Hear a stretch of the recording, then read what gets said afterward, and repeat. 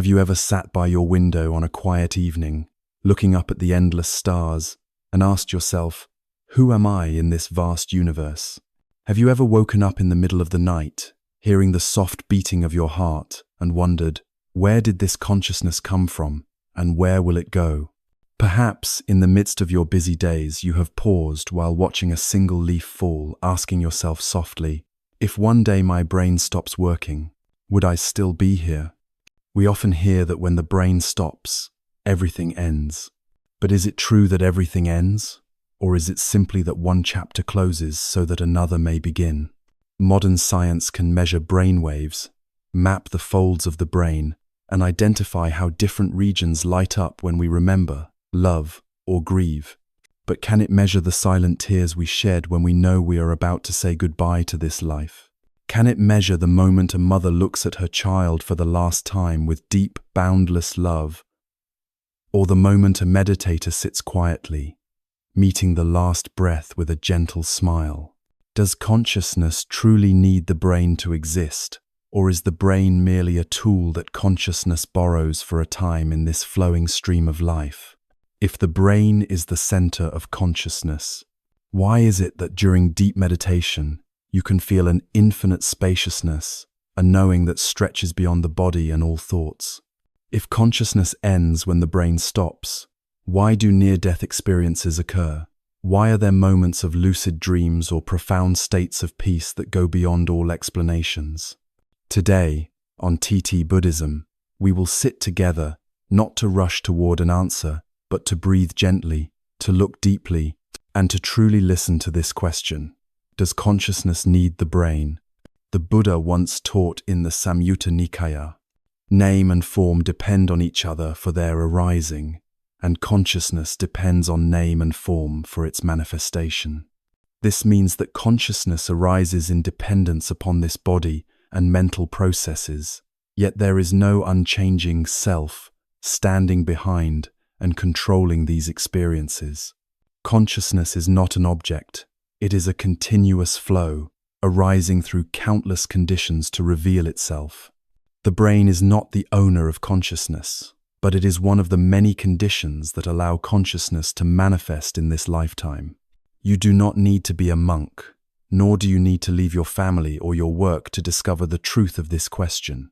You only need to sit quietly, take one slow breath, and listen deeply, and you have already begun the journey to discover yourself. We invite you to stay with us until the end of this journey on TT-Buddhism, so that you may find an answer that is gentle enough for your heart, allowing you to continue living the days ahead with peace, love, and true freedom. Part 1. Consciousness and the brain. What we know, what we don't. Have you ever wondered, if I no longer have this brain, would I still exist? It's not an easy question to answer, yet it's not as distant as it may seem. Sometimes, in the middle of a busy day, you pause, take a gentle breath, and realize you are alive. You are feeling, and you quietly ask yourself, what is it that knows I am alive right now? We often hear that consciousness comes from the brain. When the brain is active, we feel joy and sadness. We remember loved ones. We are moved by music. We smile at the sight of someone we love. When the brain is tired, we feel heavy, dull, lacking vitality. When the brain is injured, consciousness can become confused, blurred, or even disappear for a time. Because of this, we tend to believe that consciousness needs the brain to exist. Yet there are moments in meditation when you sit quietly, breathing deeply, with no thoughts and no attachment to any images, and still, there is a very subtle awareness. There is still a quiet listening, a gentle presence, a clear knowing. Without many thoughts, you are still aware you are breathing, sitting, alive. So, is consciousness only the brain? Or is the brain simply one condition for consciousness to express itself in this lifetime? When a mother watches her child sleeping, there is a deep, wordless love, very real. When you listen to birdsong in the early morning, there is a gentle vibration, an awareness happening within you. At that moment, you don't need to analyze which neurons are firing or which chemicals are being released, and yet you know you are present, alive. The Buddha taught that we have this body, form, we have feelings, perceptions, mental formations like intentions, thoughts, and emotions, and we have consciousness itself. These 5 components are known as the 5 aggregates, skandhas, forming a living process without a fixed self standing behind it, controlling everything. Consciousness is not separate from the body, yet it is not a rigid object within the body. Consciousness is a process happening, relying on the body, breath, attention, feelings, and many other conditions. The Buddha did not have MRI machines or devices to measure brain waves. Instead, he sat quietly, breathed, and observed the activities within his own body and mind. He saw clearly that each sensation, thought, emotion, and breath arises and fades, like waves coming and going on the surface of the ocean. Consciousness, too, depends on conditions to arise, and ceases when those conditions are no longer there. If you have ever practiced meditation, you may have experienced moments when thoughts stop, yet there is still a gentle awareness. You are not thinking, yet you know you are breathing. You are not analyzing, yet you know the breeze is touching your skin. You are not judging, yet you can feel a quiet peace in that moment. This shows that consciousness is not a thing, not a fixed me, but rather a life that is unfolding. The brain plays a crucial role, helping us remember, analyze, think, and make decisions, but the brain is not the entirety of awareness. Just as a radio allows us to hear music, but the music is not inside the radio, consciousness relies on the brain to manifest, but is not confined by it. Understanding this helps us fear less when thinking about illness, aging, or death. We know that this body, this brain, is just a part of the living process. Consciousness is not a jewel we need to protect, but a gentle stream, present when conditions are right, and dissolving when conditions are gone. In this very moment, if you place your hand on your chest and take a slow breath, you will see life is here. If you smile, you will see consciousness does not need to be complicated to feel happiness. If you sit quietly, doing nothing, you will find awareness is still the resilient, clear, and luminous. You do not need to understand all the scientific details of the brain to live fully. You only need to recognize that consciousness is a wondrous gift, present in each breath, each step, each moment you truly stop and notice. And you may find that the question, does consciousness need a brain, no longer feels heavy, because what matters more is that you are alive. You know you are alive, and you cherish this life, moment by moment. Part 2. The 5 aggregates, unlocking the stream of consciousness. When you sit quietly and take a gentle breath, can you feel the cool air entering, the warm air leaving, softly touching your awareness? Have you ever sat silently, listening to the breeze moving through the trees and asked yourself, what is it that is aware of this sound? The Buddha taught that what we call I is, in truth, a continuous stream of 5 aggregates: form, feeling, perception, mental formations, and consciousness. It is like a river, constantly flowing, always changing, yet we still call it a river. A human being is the same, a continuous combination of these 5 processes, with no unchanging self standing apart. Form, rupa, is this body, the skin, bones, blood, breath, the brain, the nervous system. When you walk, sit down, hold a cup of tea, it is form in motion. We care for this body, but it is not I. Feeling, vedana, is sensation, pleasant, unpleasant, or neutral. When you sip warm tea, the gentle warmth on your tongue is a pleasant feeling. When you hear a loud noise, the discomfort that arises is an unpleasant feeling. Sometimes you may sit quietly, feeling neither joy nor sorrow, and this is a neutral feeling. Feelings arise and pass away. They do not stay, and they are not I. Perception, sana, is recognition and labeling. When you see a lotus flower, you know This is a lotus. When you hear a sound, you recognize that is a bell. Oh, perception helps us navigate life, allowing us to remember and differentiate, but it is also impermanent, often shaped by past experiences and present moods, and it is not I. Mental formations, sankhara, are thoughts, intentions, emotions, desires, hopes, fears, worries, anger, compassion. When you think, I need to do this, when you feel happy, sad, or angry, these are mental formations at work. They are the energy behind speech and action, creating karma and shaping our lives. Yet they too are not I.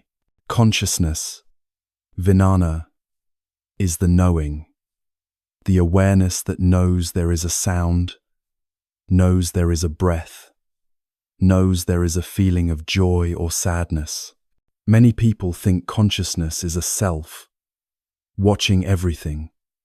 But in truth, consciousness is also a process, arising due to conditions, not a fixed entity, standing behind the scenes. The five aggregates are not five separate parts, but work together like a symphony playing continuously in every moment of our lives. They depend on one another, arise together, change together, and dissolve together. For example, when you hear the sound of a temple bell, you may notice there is the sound, form, there is a slight vibration felt in your chest, feeling. You recognize it as the sound of a bell, perception. You may feel an intention to listen deeply, mental formations, and there is an awareness of hearing, consciousness. All of this happens within a moment, and if you look deeply, you will see there is no I controlling this entire process. Or when you drink a cup of tea in the morning, you can notice your body is sitting, form. The warmth of the tea spreads through your body, feeling. You recognize the gentle fragrance, perception. You may feel a sense of relaxation, mental formations. And you are aware you are enjoying tea, consciousness. This moment is complete and beautiful, yet it is fragile, constantly changing, and not permanent. Understanding the five aggregates helps us fear less the changes that come in life. You will see that sadness is not I, anger is not I. They come, stay for a while, and go, like clouds drifting across the sky, and no one can hold on to the clouds. You will also see that happiness and peace are visitors, to be cherished when they come, and to be released when they go. The Buddha taught that suffering arises when we cling to the five aggregates, believing them to be I or mine. When you see clearly, there is no separate I, only a continuous process. You take a profound step toward freedom. Practicing mindfulness helps you see this truth in daily life. When walking, you know you are walking. When eating, you know you are eating. When sadness arises, you know sadness is present, without saying, I am sadness. When happiness comes, you know happiness is here, without fearing its departure. When you sit quietly, breathing gently, placing your hand on your heart, and smiling softly, you are returning home to yourself, not to a rigid self, but to a gentle, flowing, living presence. You realize that the precious thing is not to hold on to a permanent I, but to cherish each moment as it is, to care for your body and mind, to love yourself and others with kindness, and to remember that everything is part of a flowing stream. There is nothing to grasp and nothing to lose. When you understand the five aggregates, you see, consciousness is not a fixed object to protect, but a living stream of awareness that reveals itself. And in this very moment, as you read these words, you can pause, breathe, smile, and recognize you are alive, breathing, knowing, and present. This is the greatest gift you can give yourself in this precious human life. Part 3. Dependent origination.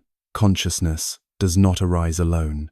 Have you ever asked yourself, why am I here in this very moment? Not somewhere else, not in another time, but here, right now, with this breath, this heartbeat, and this awareness.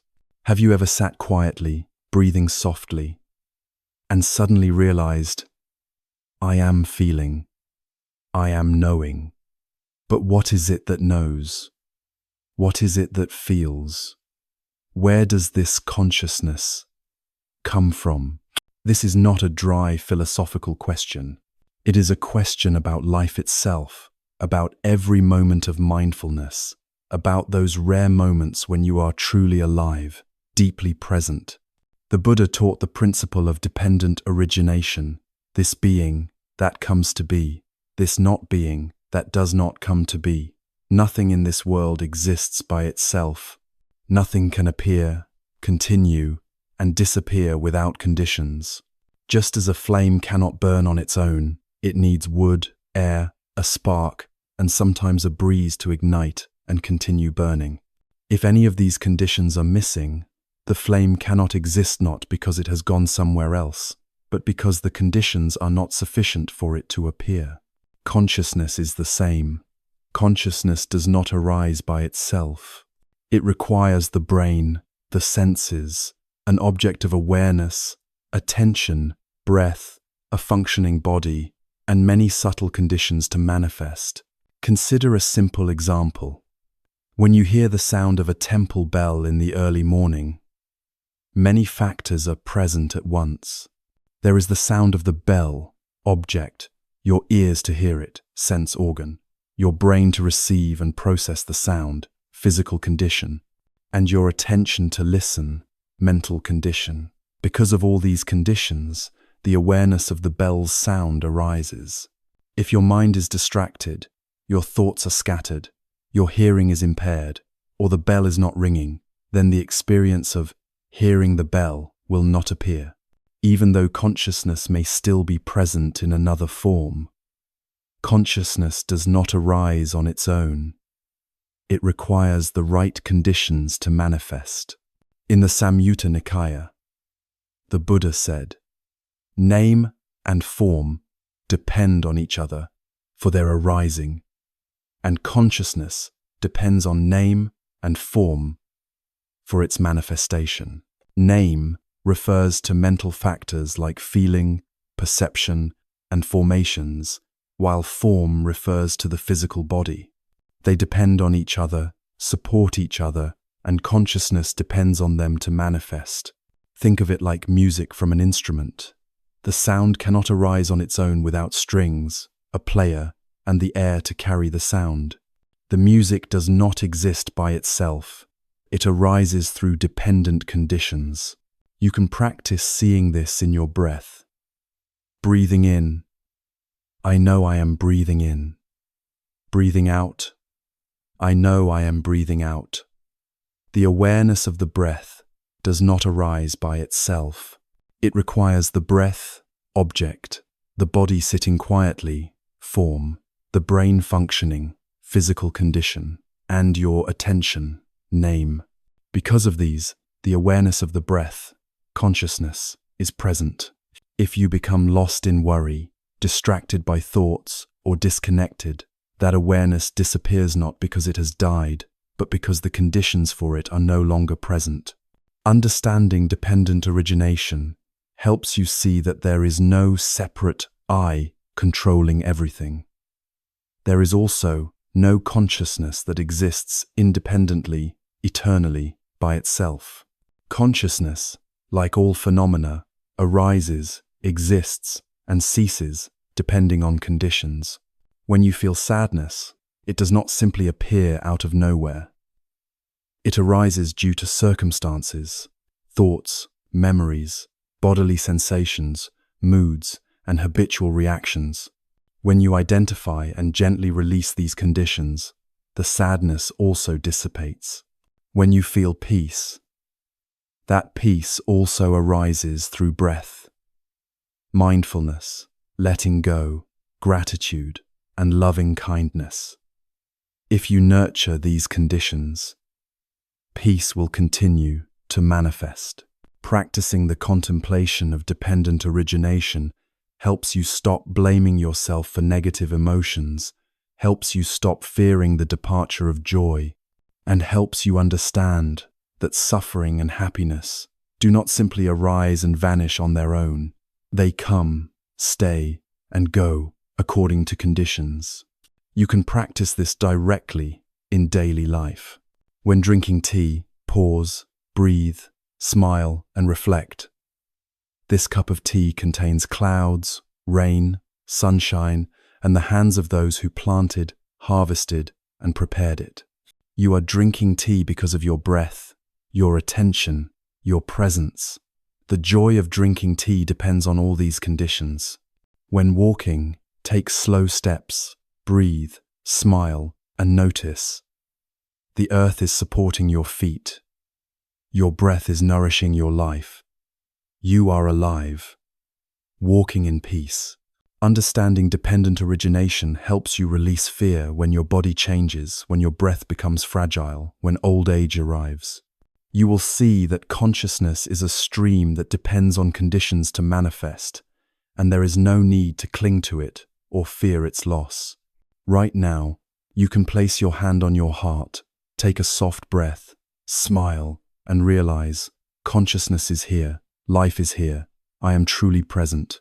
This is the most precious gift you can give yourself in your journey of mindfulness, in your practice, and in your deepening understanding of this miraculous life. Part 4. The stream of consciousness and rebirth. There are questions that have followed humanity for thousands of years. Where do we go after death? Does this consciousness continue or simply disappear? During the Buddha's time, many people also came to him with these very questions.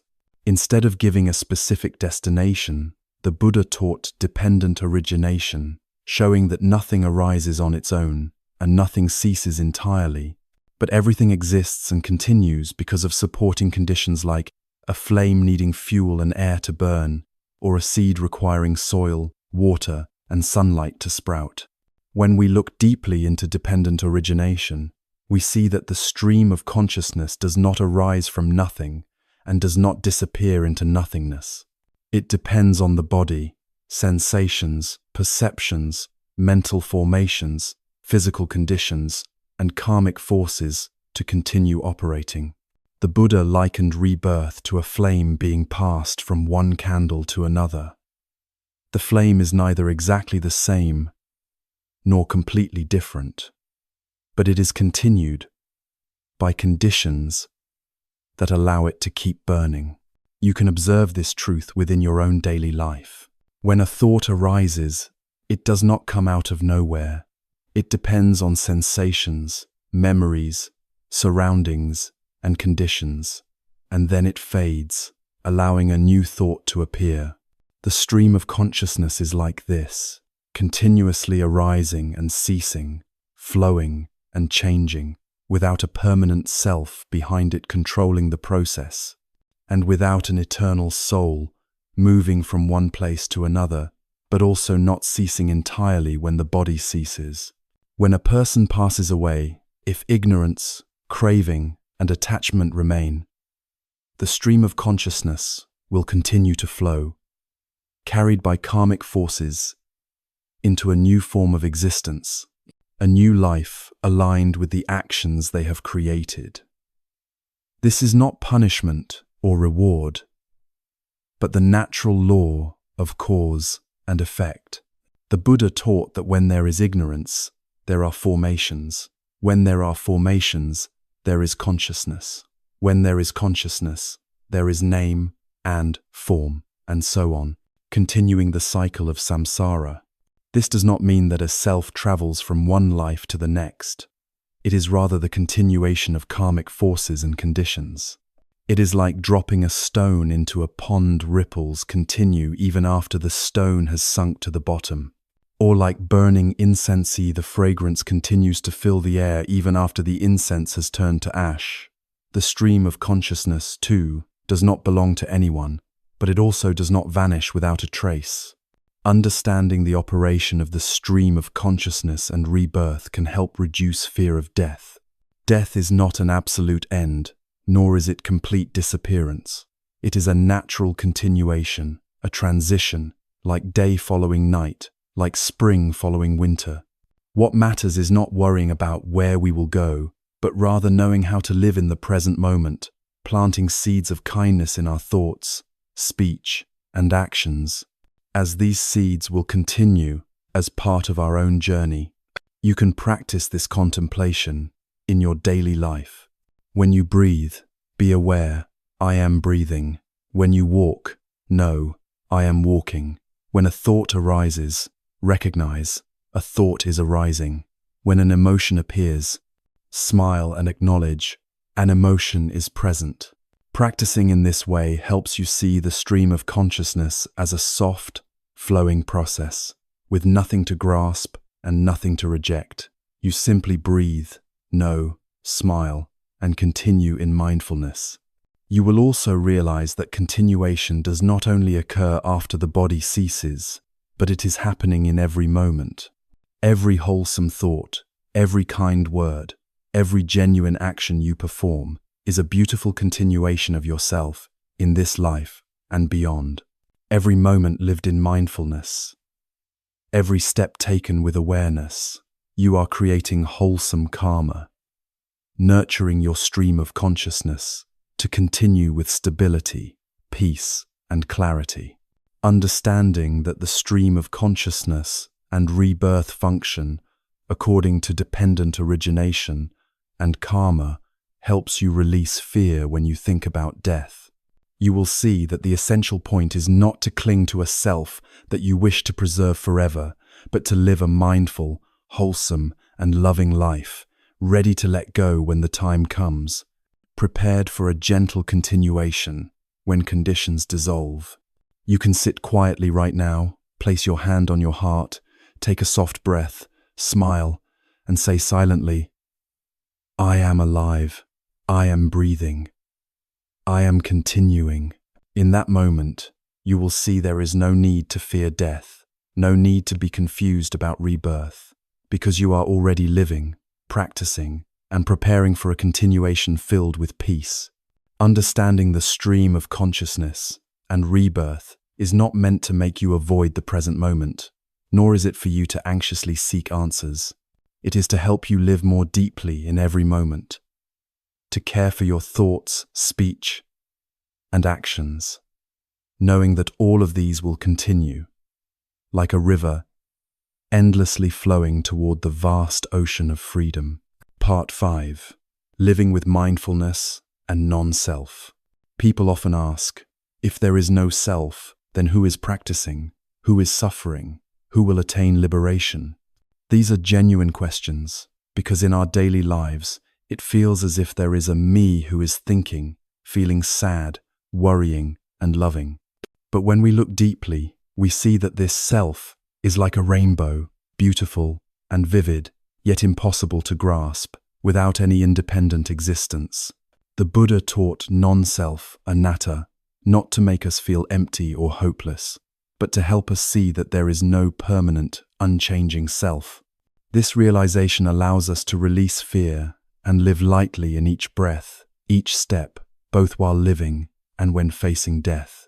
You can practice mindfulness meditation to see this clearly. Sit quietly, close your eyes, and bring your attention to your in-breath and out-breath, observing a feeling as it arises, or noticing a thought appearing in the mind. You do not need to push it away, nor do you need to cling to it. Simply watch it arise, stay for a while, and pass away, like clouds drifting across the sky of your mind. When you feel sadness, you can sit quietly and breathe, recognizing this is a feeling of sadness. You will see that it comes, stays, and goes. You do not need to identify with it by saying, I am this sadness. The sadness is not you. It is a phenomenon arising due to many conditions, and it will fade as those conditions change. You can also practice loving kindness, metta, meditation, to nurture compassion for yourself and others. While sitting quietly, Breathing softly, you may silently say, "May I be at peace. May all beings be at peace." Or, when you think of someone who has hurt you, instead of holding on to anger, you can breathe in and say silently, "I understand you are also suffering." Breathing out, "I let go of my anger." In this way, you free yourself from being trapped in negative emotions. Non-self does not make you cold or detached. It allows you to become softer, more compassionate, and more understanding, because you see there is no separate self that needs to be defended, to compete, or to fight. Living with non-self also means living kindly, keeping precepts, and creating wholesome karma in daily life. When you practice the 5 precepts: not killing, not stealing, not engaging in sexual misconduct, not lying, and not consuming intoxicants, you do not do so out of fear of punishment, but because you understand that every action you take plants seeds in your stream of consciousness. These seeds continue in this life and beyond. You feel lighter when you do not harm others, do not speak harsh words, do not take what is not given, and do not create confusion through intoxication. Keeping the precepts is a way to protect yourself, to protect your stream of consciousness, keeping it clear and peaceful. In daily life, you can practice non-self by not identifying with labels, roles, possessions, or status. Today you may be an employee. Tomorrow you may leave your job. The role disappears, but life continues. Today you may be praised. Tomorrow you may be criticized. But praise and blame are just sounds passing through your ears, not you. When you see this clearly, you can live lightly amidst praise and blame, success and failure, gain and loss. You learn to smile, to let go of unnecessary burdens, and allow your mind to be free. You can begin with simple actions.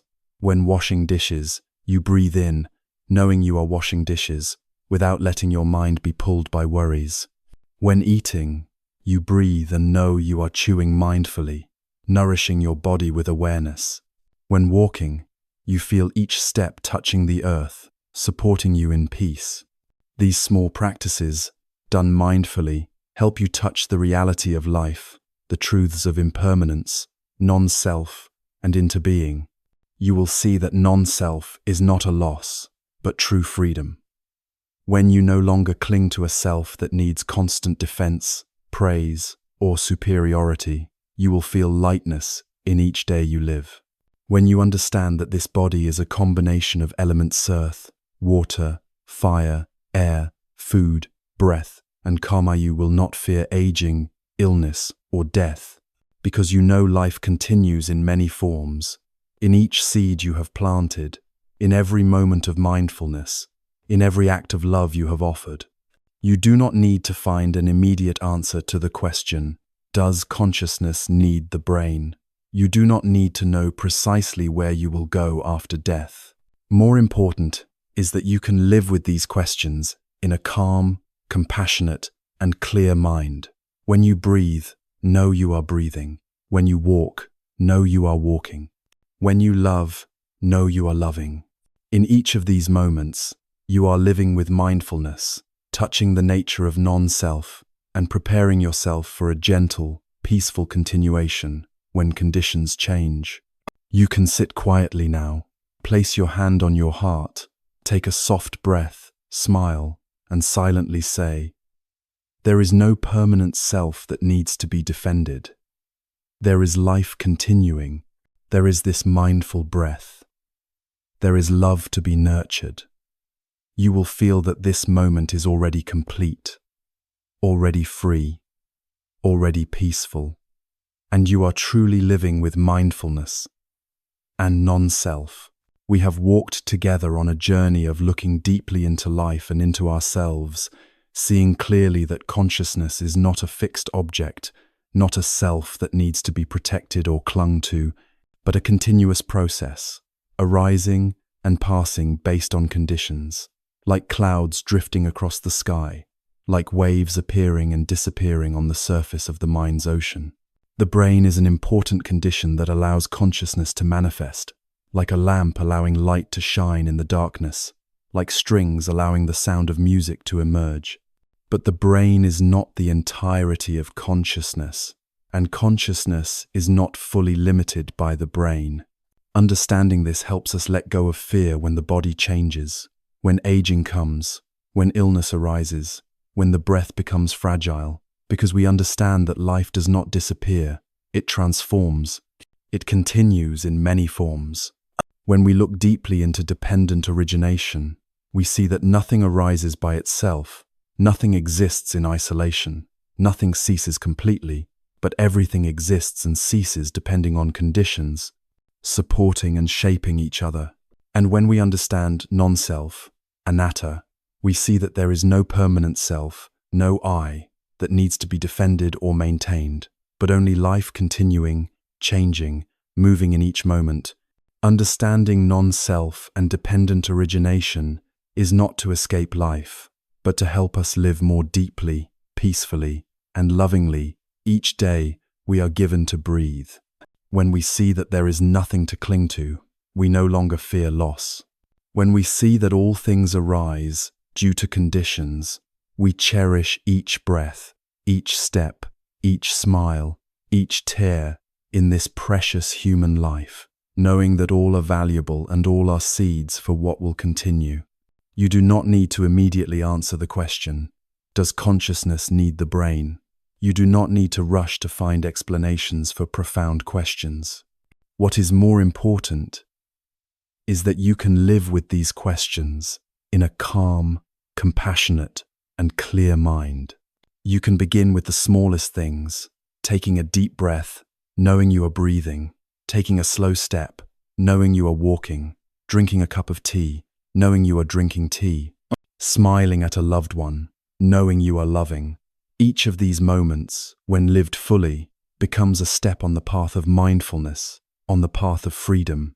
If this sharing has helped you breathe a little easier, please consider liking, sharing, and subscribing to TT-Buddhism so we can continue walking this path of mindfulness together. Thank you for staying with TT-Buddhism until the end of this journey today. May you walk in mindfulness, breathe in peace, and may each breath be a flower of awakening blooming in your heart.